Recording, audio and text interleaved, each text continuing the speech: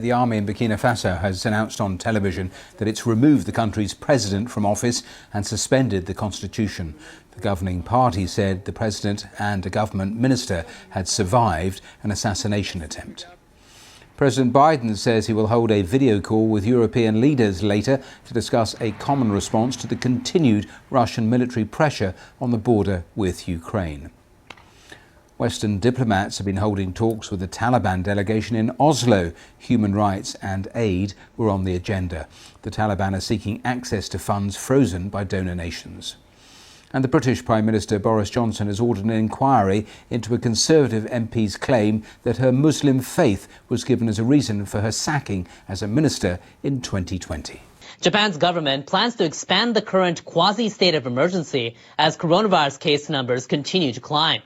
18 more prefectures are requesting the stricter measures, which affect businesses like restaurants and bars, and 3 others are seeking an extension. Upon request from these prefectures, we thoroughly considered how infections are spreading and affecting local medical systems. We decided that we should seek advice and approval from experts on applying and extending intensive anti-infection measures. The government's official decision is expected on Tuesday. The new additions include Osaka and Kyoto prefectures in western Japan and the northern prefecture of Hokkaido. The measure would be in place from Thursday through February 20th. I never saw this coming. I wonder if case counts will keep rising. It's worrying. I have a child, and I'm concerned about the spread of infections at nearby schools. The intensive measure allows local governments to impose targeted restrictions, including asking eateries to take stricter precautions. That could mean not serving alcohol, closing early, or limiting numbers of customers. In Osaka, more than half of the hospital beds set aside for coronavirus patients are occupied. I want to tell Osaka residents that we are facing an emergency due to Omicron. We are issuing a red alert. The government also plans to extend the quasi-state of emergency in Okinawa, Yamaguchi, and Hiroshima prefectures. It's currently due to end on January 31st. Local medical systems would be overwhelmed if intensive measures were lifted now and infections among young people were to surge again. Infected people with mild or no symptoms are isolating at home. There's a growing demand for home visit medical services. If new infections keep increasing, more patients will become seriously ill. If there are further spikes in new case counts, many people could die. The current wave of infections is affecting many children who are not eligible for vaccination. More than 300 nursery schools across the nation are closed. This school decided to temporarily close on Tuesday after one child was confirmed to be infected. Its staff says about 30% of the parents are essential workers, such as those in the medical field. Authorities across Japan confirmed nearly 45,000 new infections on Monday. 439 people are in serious condition, 9 more than Sunday. Authorities in the Chinese city of Xi'an say they've lifted a month-long coronavirus lockdown and all areas there are now low risk. Bans on going out were imposed in late December on all its 13 million residents as infections increased.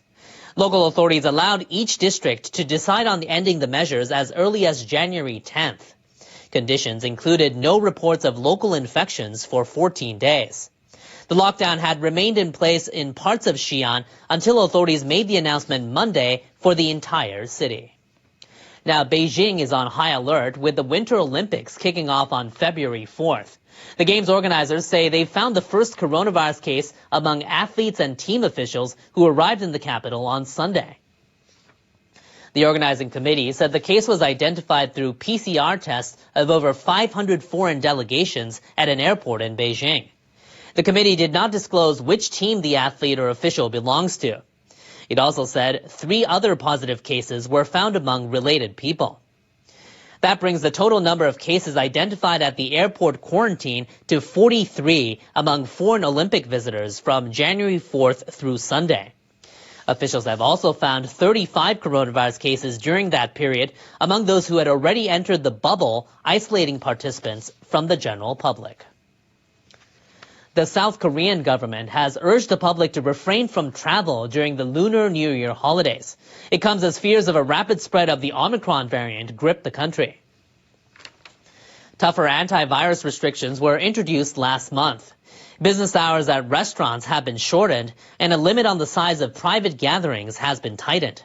But health authorities say the daily number of cases has surged since mid-January. 7,513 cases were confirmed across South Korea on Sunday. That's close to the country's record figure. More than half of the new infections during the week through Sunday were due to the Omicron variant. Prime Minister Kim Buk-yeong addressed the public on Monday ahead of the 5-day holiday that starts this weekend. The battle against the rapid spread of the variant can only be won if members of the public spend the holiday in a safe manner. He asked the public to forego visiting hometowns and other travel while taking thorough anti-infection measures.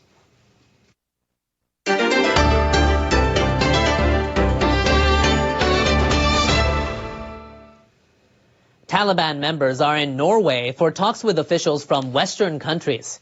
The visit to Europe is their first since the group retook control of Afghanistan last August.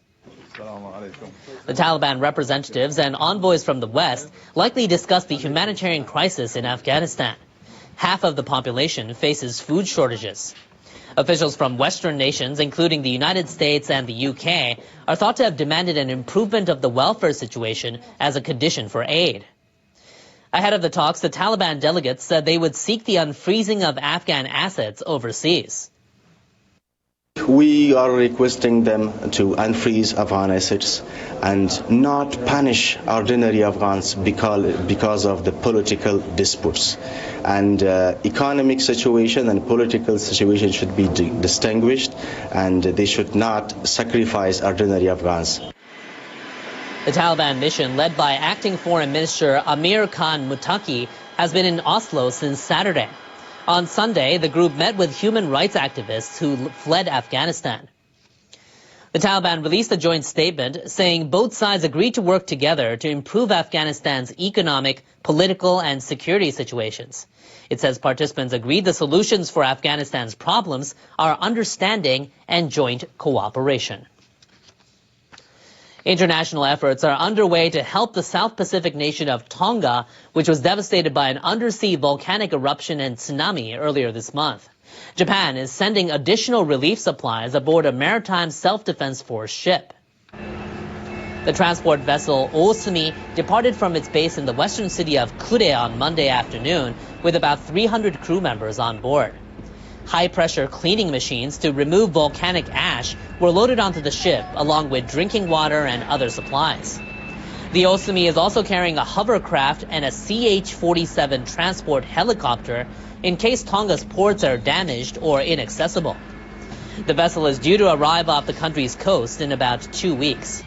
Last Thursday, Japan's defense ministry dispatched 2 Air Self-Defense Force C-130 transport aircraft to Tonga to deliver drinking water. Next, the pandemic has had far-reaching effects on people's lives, but its impact has not been limited to humans. At a famous tourist spot in Thailand, wild creatures are facing new challenges to survival. A 2-hour drive north from the Thai capital Bangkok lies the ancient city of Lopburi. It's known for its many temples and monkeys. The animal is said to be a descendant of a god and has been cherished there since ancient times. For years, tourists have been feeding the monkeys for good fortune. Today is my birthday, so I came to get some luck. With plenty of food to thrive, the number of monkeys has tripled in the past 10 years. About 3,500 now live in Lopburi. But the spread of the coronavirus has changed the relationship between the monkeys and their visitors. The downturn in tourism meant far less food for the animals. Many are now hungry and will often take things from people when looking for something to eat. During our filming, Be careful. a monkey grabbed the glasses off our cameraman. They'll climb up onto people's heads and even remove car parts.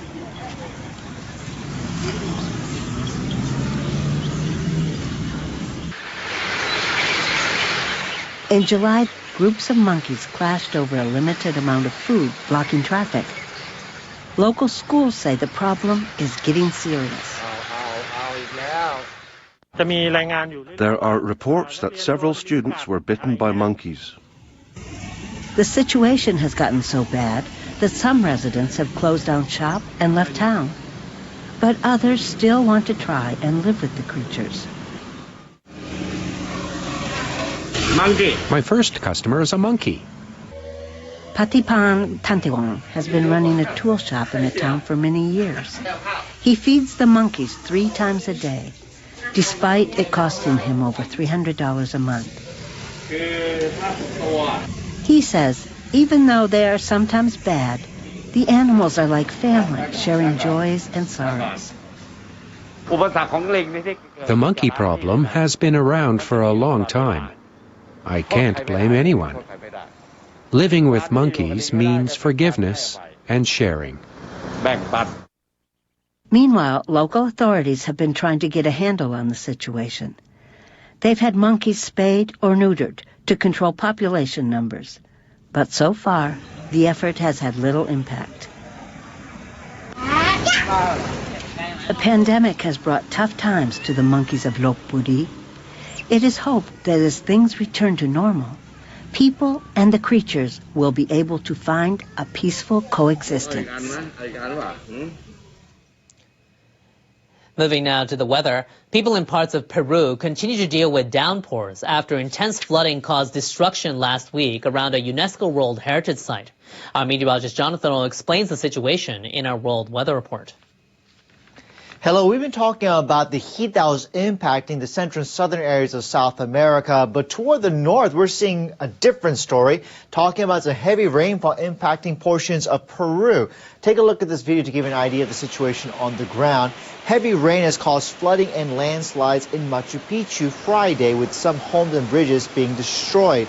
According to media reports, one person was said to be missing at the time, with hundreds of tourists being evacuated due to the heavy rainfall. It looks like we're going to still be talking about rain as we go forward in time. Looking at the precipitation forecast here, all around the region, this is generally going to be dealing with the rain into Brazil as well, as we have this wet pattern in place. Also down into places like La Paz, looking at rain and thunderstorms with a high of 16 as we go through the day on Tuesday. The heat cranking back up into the areas out to south. Asuncion looking at a high of 43 coming up for Tuesday. Meanwhile, we have a clipper system that's rolling across the Great Lakes into the northeastern areas of the U.S. So we're talking about some snow coming up as we go through Monday and into Tuesday. Another low developing back toward the west into the upper Rockies, and that's going to help develop some snowfall into the mountains as we go through Monday and into Tuesday. The low pressure system down toward Texas will be developing and pushing toward the east along the Gulf Coast. So by the time we go into Tuesday and Wednesday, looking at some rain to really pick up in places like Florida. So be on the lookout for that. Chilly up toward the north, that clipper here, 23 degrees below zero in Winnipeg, 11 below in Chicago, Toronto looking at some snow, and into New York as well as we go through Tuesday. Across East Asia, high pressure building out of China and moving toward the east. We are talking about a relatively calm pattern from places like the Korean Peninsula into Japan as we go to Tuesday. We do have some snow developing down toward the higher elevations down toward the south, with rain into southern areas of China as we go through Tuesday. That's a look at your forecast. Hope you have a good day wherever you are.